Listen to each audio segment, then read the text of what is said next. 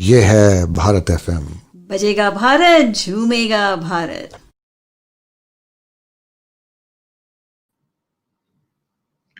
Good evening, everybody. Good evening, India, Mumbai, and good morning, United States. Welcome to Storytellers Cafe, and I'm your host, Usha Venkatraman. Wishing all of you a very, very happy Diwali and also a very happy Children's Day. So we had a double whammy on the 14th of November. I hope you're all staying safe. I hope you remember the three important things: stay masked, maintain social distancing, and wash your hands. And stay safe and stay healthy. Hope you had a great Diwali weekend. Let's enjoy Storytellers Cafe tonight. We have a Children's Day special with Shaili Sathyu on Storytellers Cafe. Storytellers Cafe has completed 5 months and we are going pretty strong. And as usual, we have wonderful guests every Sunday. So tonight, we have Shaili Sathyu. Shaili is the artistic director of Gillo Repertory Theatre, an organization that specializes in theatre for young audiences. Hence, she is our special guest for Children's Day. Shaili has written and directed over 10 plays, including Kyun-KyunLadki, Mr. Jeejeebhoy and the Birds, She-He-Shey, Gulaabo or Parizad, and Chidiya, among many others. Since 2003, Shaili has conducted creative drama and theatre workshops for children and teachers across India. Under her leadership, Gillo Repertory Theatre has produced more than 20 plays, staged over 500 shows, and reached over 110,000 children in India. That's indeed a great feat. Shaili is also a recipient of the Ustad Bismillah Khan Yuva Puraskar from the Sangeet Natak Akademi. She has served as the Honorary Secretary of ASSITEJ India Chapter, which means the International Association of Theatre for Children and Young People, for 2 years. So today, sit back and listen to Shaili Sathyu, as she takes us on her journey as to how she started Gillo, the Repertory Theatre. So welcome to Storytellers Cafe, Shaili. And a good morning to people in the US of A, and a very, very happy Diwali to everyone. So, Shaili, it is indeed our pleasure to welcome you on this Children's Day edition on Storytellers Cafe. So, I would like to start by asking you, what message would you like to give the children of today, and take us on this journey, your personal journey in setting up this repertory theatre for the youth and children? So I don't know what message I can give to children, because I think children are much smarter than us adults. But I would like to say something to families, which are children and their parents, that this is the time when your children are little, to do as many things with them, whether it's reading or going to plays, visiting the museum, doing gardening, a lot of simple activities which you can do together as a shared experience. The more and more that we have curated activities for children, less and less parents are participating in those things, which probably makes more sense for parents to do those activities with children. So I feel a lot more quality time that parents and children can spend together and learn from each other. Children are not here only to learn from us, they're also here to share their way of looking at life and their perspective of the world. And we have a lot to learn from children, so they should continue to teach us as well. That's what I would say to them. Coming to my journey in the theatre, I can ramble on, but working in children's theatre started in around 2003, 2004, when I started doing workshops at the Prithvi Theatre in Bombay, now called Mumbai. And these were summer workshops in Prithvi summertime. And slowly I built up my confidence and I started working regularly as a drama facilitator. And soon, by 2009, I got the opportunity to direct a play for the IPTA Bal Manch, which is the children's wing. And that's when I started writing and directing plays for children. But soon I wanted to start a repertory which was exclusively producing work for children. There are very few theatre companies or organizations in India which are working exclusively in theatre for children, where you have professional adult artists performing for children. There are many, many groups where children themselves perform for other children. And a lot of fantastic work in that area. But I was keen to expand in this space where we could do round the year performances with professional artists who would go from school to school, city to city, village to village and perform for children. So it's been now almost 11 years since we started this. In the early days, we had to do a lot of unlearning and learning about children, about what is it that we want to share with them. How do you perform as adults in a child's role without looking like, there's something wrong with you, or there was too much overacting, which adults usually do when they're playing a child character.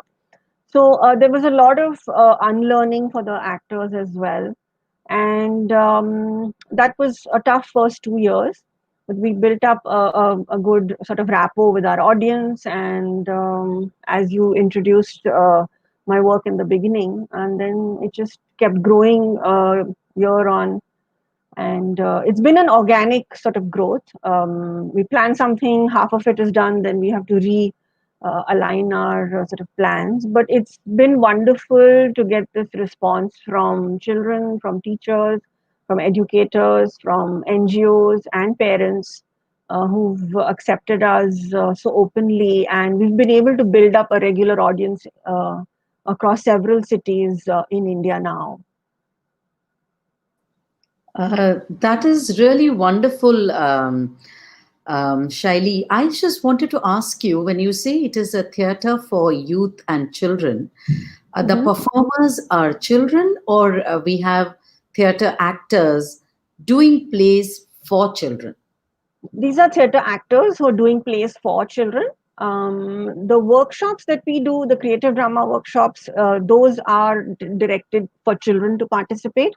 But in the performances, the children are only an audience. The actors are all adults. But we also have, in a lot of our process work before we put up a production, we do have children involved in the workshop that goes into preparing a play, to give us insights into the story and into various nuances in the story. And we also have children coming in to watch our rehearsals, for a week or 10 days, watching rehearsals and giving us feedback. So children are definitely part of our whole process, but the actual performance does not involve children. Okay. That kind of, I got that cleared out. Because when I first saw you quite a few years back, I was also working on Hanuman's Ramayan. And Devdutt Patnaik, when I went to meet him, told me, go meet Shaili Sathyu, and who's doing this Nautanki style of Hanuman's Ramayan. And that's when I met you, Shaili, if you remember, and Yes. saw you all in practice. And I was completely blown away with the way you did this street. Was that a street theater? Is that what a Nautanki is called? It's not street theater.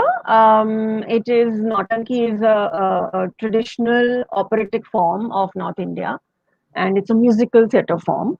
And it is performed on the street. It's performed in village squares. It is now also performed in proscenium theaters. But because a lot of traditional folk theatre is performed on the streets and in open spaces, nowadays people tend to call it street theatre, but street theatre is a completely different genre. Okay. Um, can you tell us what is this repertory, or I don't know whether I'm getting it right. What does that mean? A repertory is basically a group of artists who work together on a long-term basis of, on a contract of a year or 2 years or 3 years, and they're around the world. They're in-house artists for a theatre company or a theatre institution. In Europe and in other countries across the world, a repertory usually has actors who are on a salary basis. Though we have not yet reached there, we work more on sort of contract basis. But that is the whole idea of, so we don't take different actors for each production that we do. We have a fixed set of actors, about sometimes 8, sometimes 12. And within those 12 people for a whole year, all the work that we do will be done by those 12 people. We don't like do open auditions for a production and then just take anybody who wants to come into the team. Okay. And is your theatre production in English as well as in Hindi, or primarily Hindi? So initially we started with Hindi because there was a lot of work being done in English.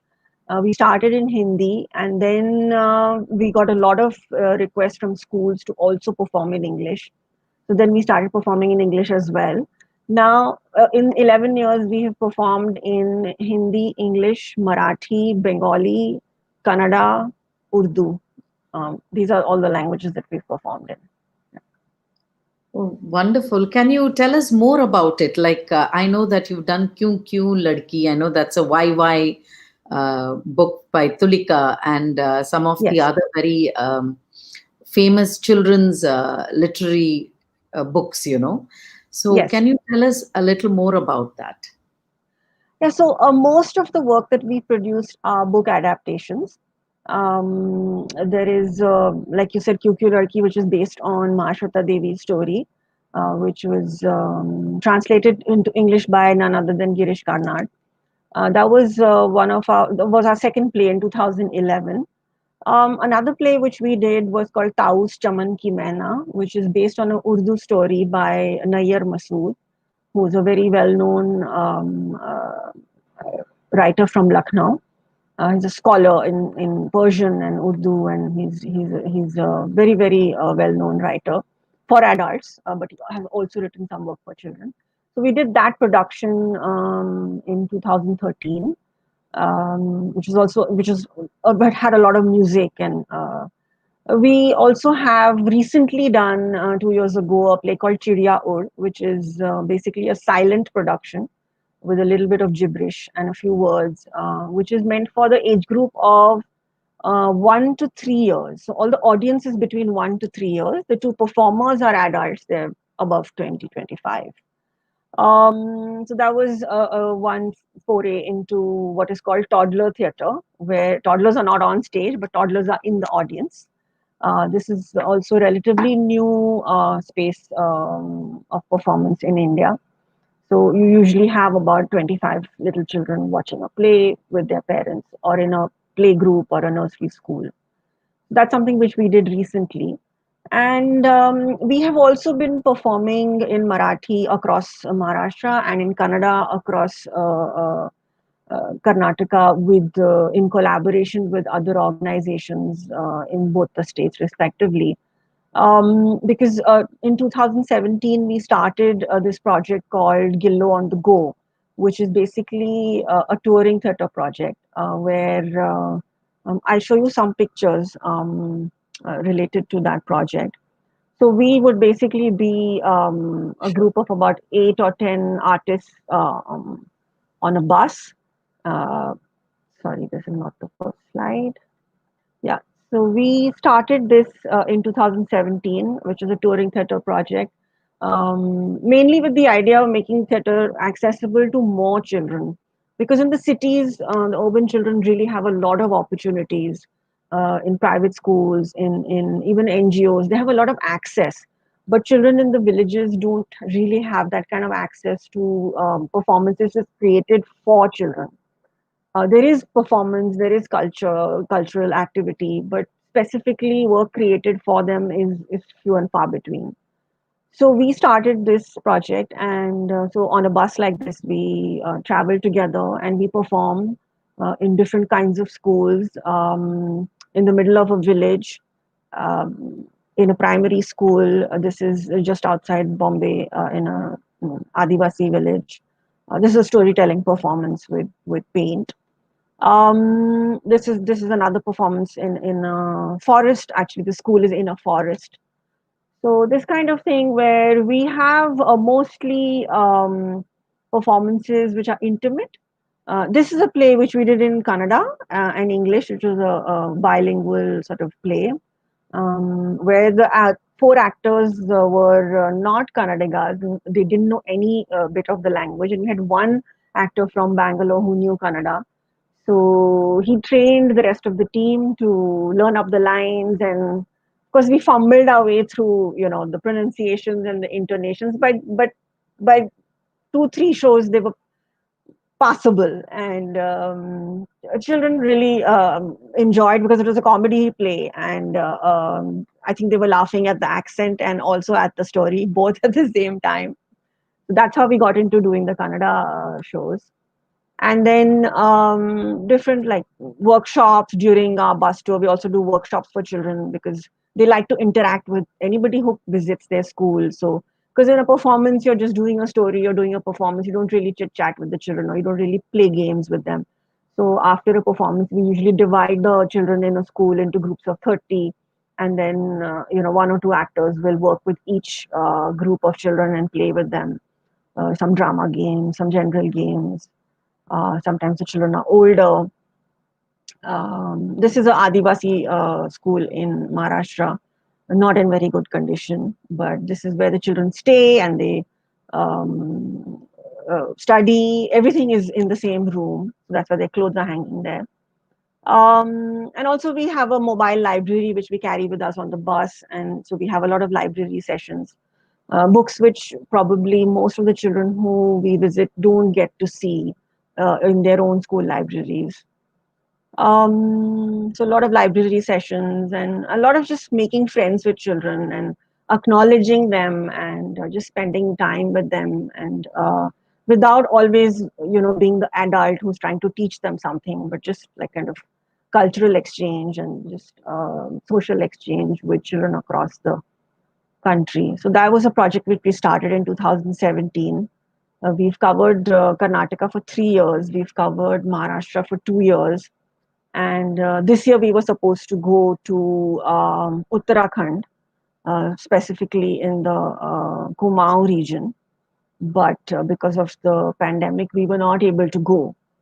So the idea is to go to each state for 3 years, work with a local theatre company, in a way passing on the baton, and training younger people in each state to do theatre for children, and basically planting seeds of the arts, and encouraging more and more people in different parts of India to take children seriously, and to also take the idea that art is important for children. And we don't claim to be able to reach to all the children in the country, or it's not possible for one organization to have that kind of reach. But we would like to infect as many adult artists and people to make children a part of their lives, and serve them with their art. So that's the project that we've been working on since 2017. Yeah. This is wonderful, Shaili.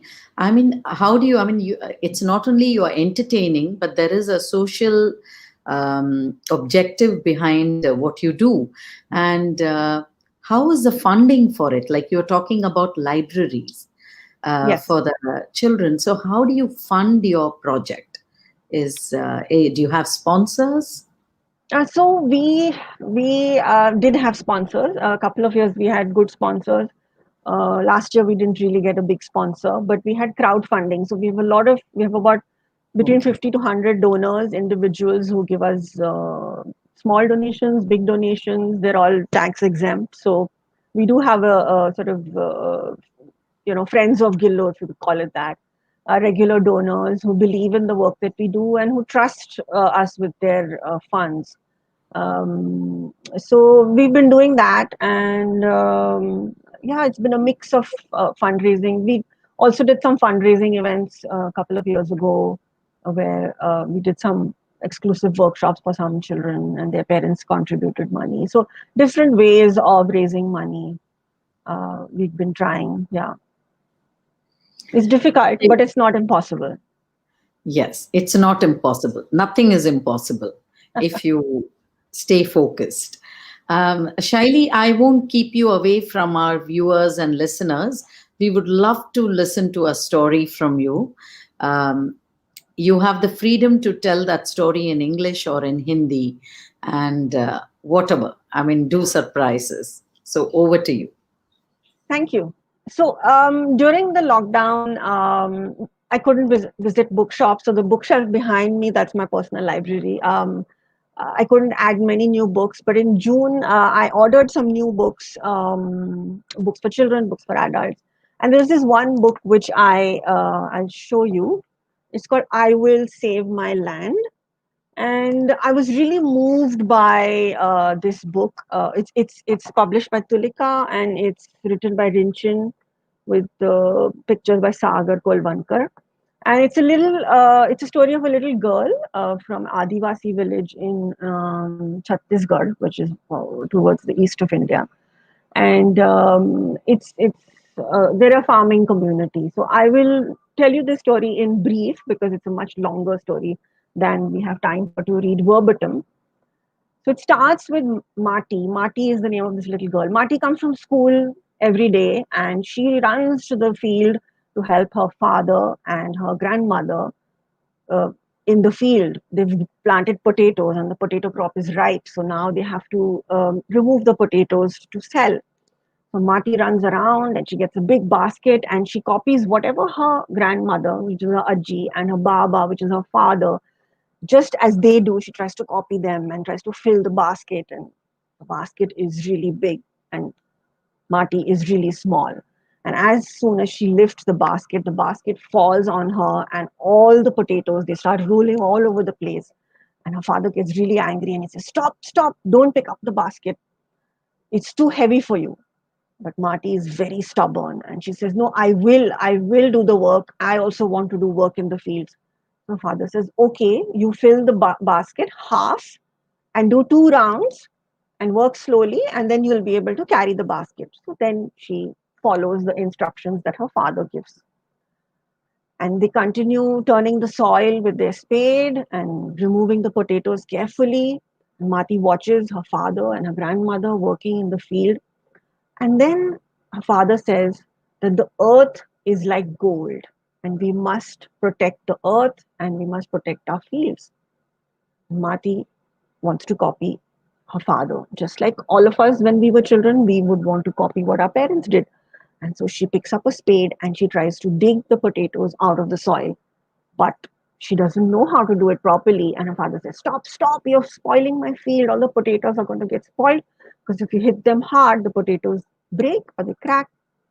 And so she got very angry and she just sat with the swollen face and she was very angry. So she says, "I will also do this. It is my field." Her father started laughing and he said, "Your field? Girls don't have fields." And Aji, who was working right next to them, got very angry. She said, "How dare you say that? How can you say that girls don't own fields and only boys and men own fields? I have fought so hard to keep my field and look after it and grow all this crop, and now you're telling me that you, girls can't own a field." My father gets upset. "No, no, no," he tells his mother. "No, no, no, I'm sorry, I was just joking."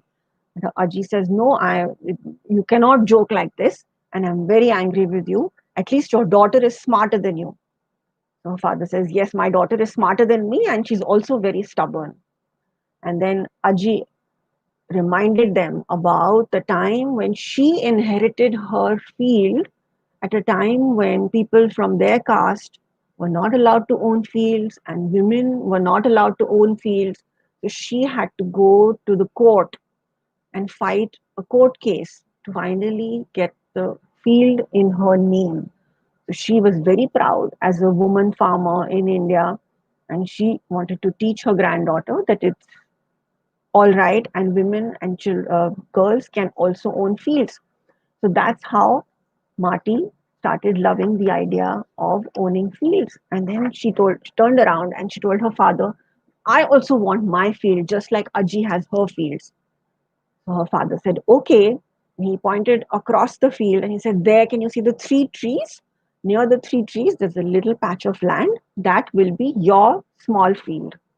So she ran to the field and she started cleaning it. And then, with her Aji's help, Aji guided her how to make the field, how to make the boundary, how to channel the water, how to plant the seeds, and how to take out the weeds. And now, every day after school, Marty would run home and then she would go to her little field, look after her field, and then go and help her grandmother look after the big field. And this would go on and on. And Marty was very excited. She wanted to grow rice, potato, tomatoes, peanuts, everything. She wanted to grow everything. And it was a very small field, but she wanted to grow everything.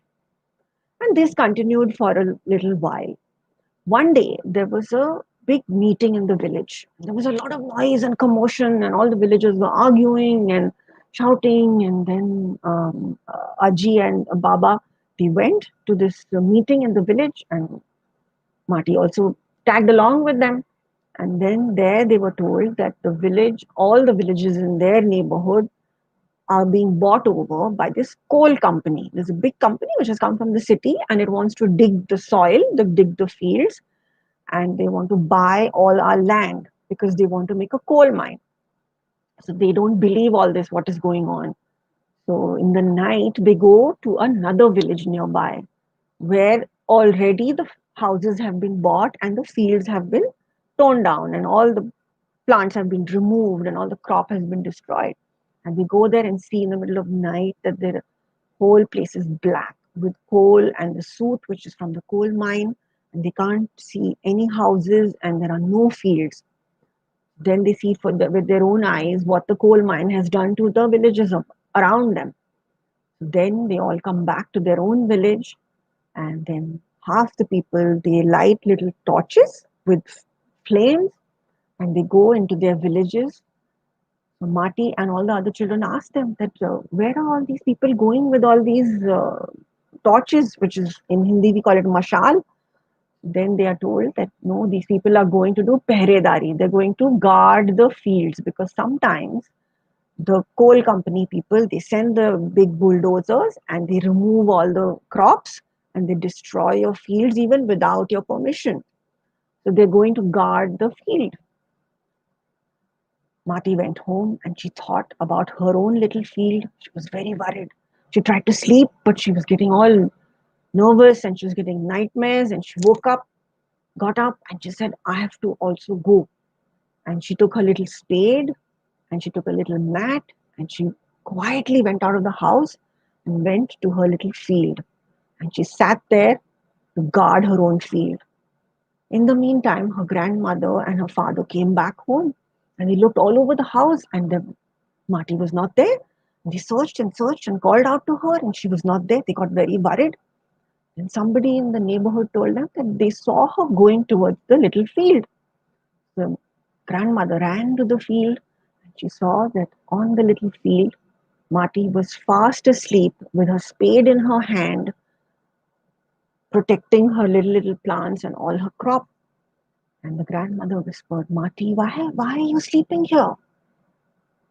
Marty smiled and mumbled in her half asleep, the eyes open, and she said, I am protecting my land and I will save my land. That is the story of Marty, the little girl from a village in Chhattisgarh. Thank you, Shaili. That was indeed a story of fortitude, bravery, standing up for your own rights and women's rights. and liberation as well. Wonderful. So, is this now what you narrated? Was this your adaptation of the story? No, Or I've just done a sort of pressy. I've just reduced it. I haven't performed this story. This is the first time I'm narrating it today. It's okay. longer. I just said it in my own words. Yeah, So, this is shorter. a Tulika publication for what age group? Yes. This would be for an It's old. it says 6 plus. Okay. The beauty in the story is that it's told through the eyes. The protagonist is this little girl. So these are big ideas about coal mining, land rights, women's rights, farmers' rights, which are for older people.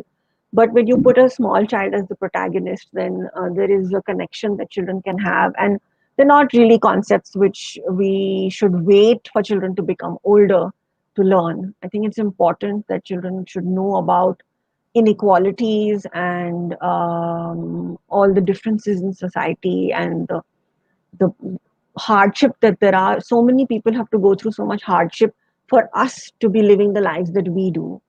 And I think that mindfulness is really important from a very young age. And it's a beautifully written story, very gentle, and definitely for even for, I mean, if children are well versed in English, then even for 5 plus, I would say. Wonderful, wonderful. Thank you for sharing this story. My pleasure. And My pleasure. that brings me to my next question, Shaili. You say you adapt a story. Now, Yes, suppose it is children's story, like I think Kyun-KyunLadki could be about just 700 words, um, probably. Yeah. Not more right? than that. Yes, So when yes. you adapt it, what do you Mhm. do exactly? How do you work with that story? So, most of the stories that we've worked with, what we do is, especially the stories which are for children in the primary school years, so up to say 6 to 10 years, they're mostly illustrated books. So, what we do is when we read the story as a team, we look at in what way that story is speaking to us individually as artists in the big team. And then also we look at the illustrations and how the illustrations are speaking to us. Because any story has several threads, it has several themes, sub themes. And we look at what is the soul of the story. And then we play around with the text, because when you are performing a piece of text which is not meant for performance, which is meant as an illustrated book or a simple story for children, not every part of it translates in the same proportion on stage. There are some parts in the story which are more dramatic, so you want to expand that. So we expand and we add, a situation. So like you read a story and there are some parts which are not fully sort of, there are no backstories or in between sequences which are taken for granted. But we try and dig spaces between the lines and create scenes which we imagine that the author has wanted us to look at. So that's how we adapt. And we also look at the form of the text and what is its core idea. So, for instance, in Mr. Jeejeebhoy and the Birds, it's a um, magic realism. So we've tried to make it very playful, and we've used objects and we've used techniques which is called object endowment, and a lot of like sounds created by the actors. So different stories depending on the flavor of the story.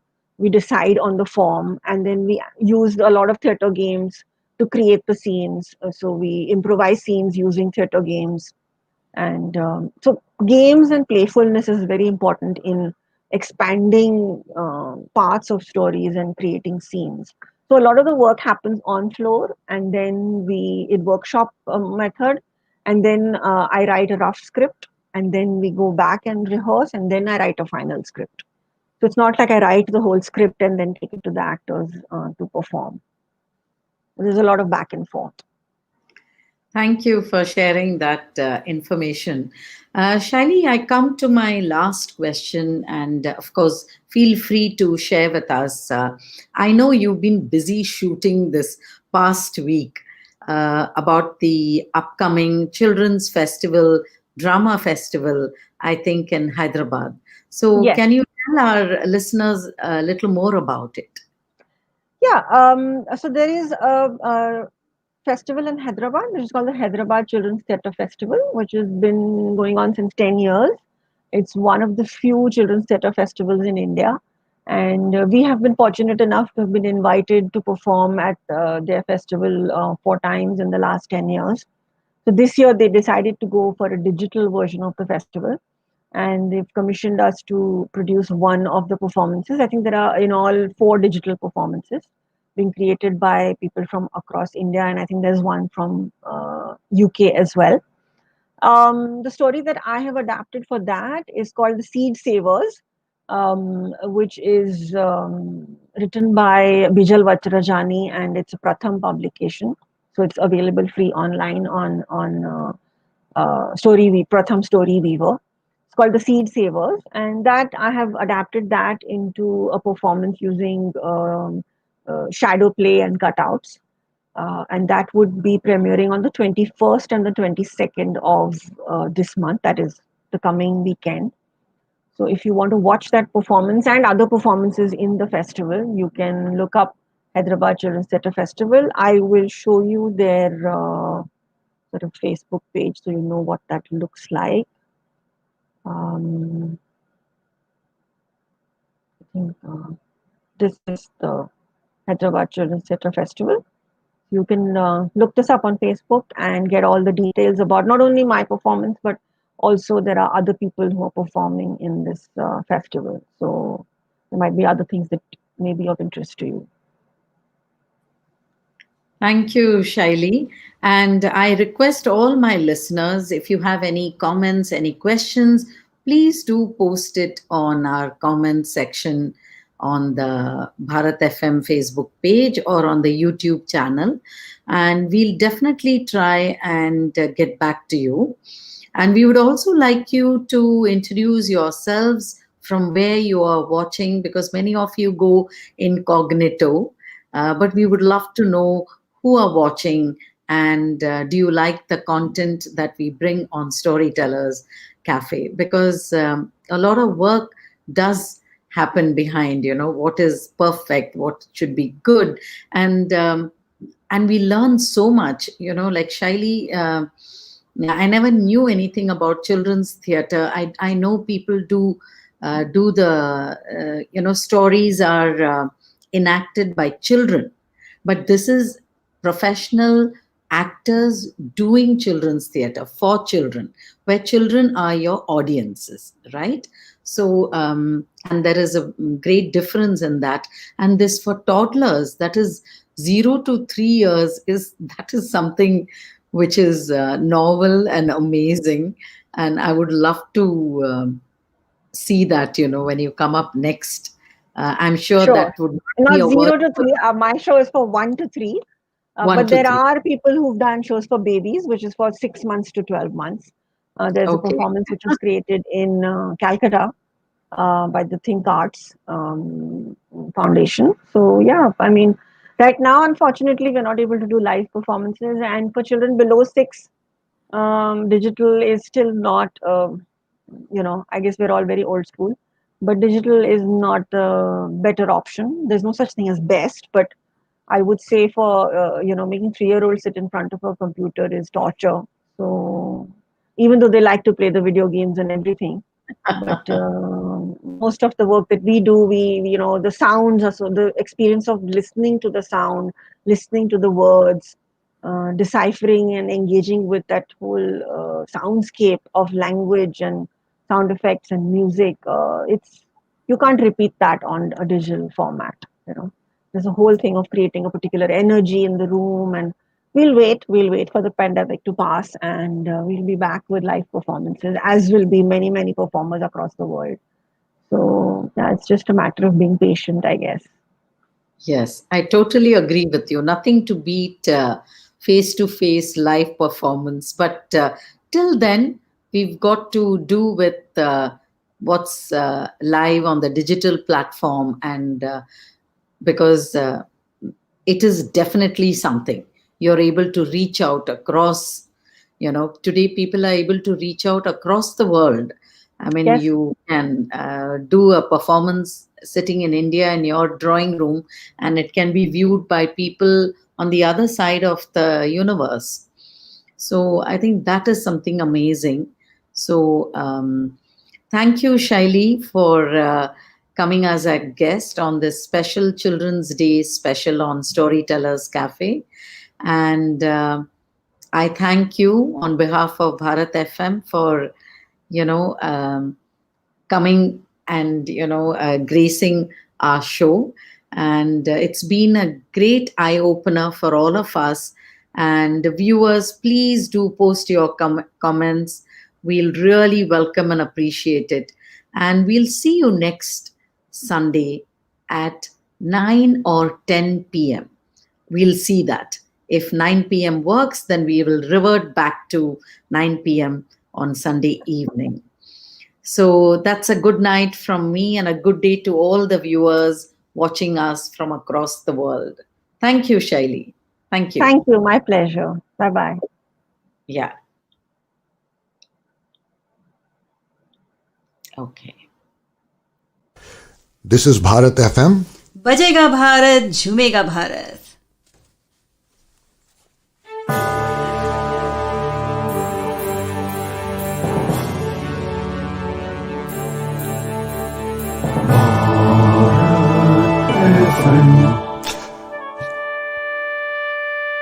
ये है Bharat FM.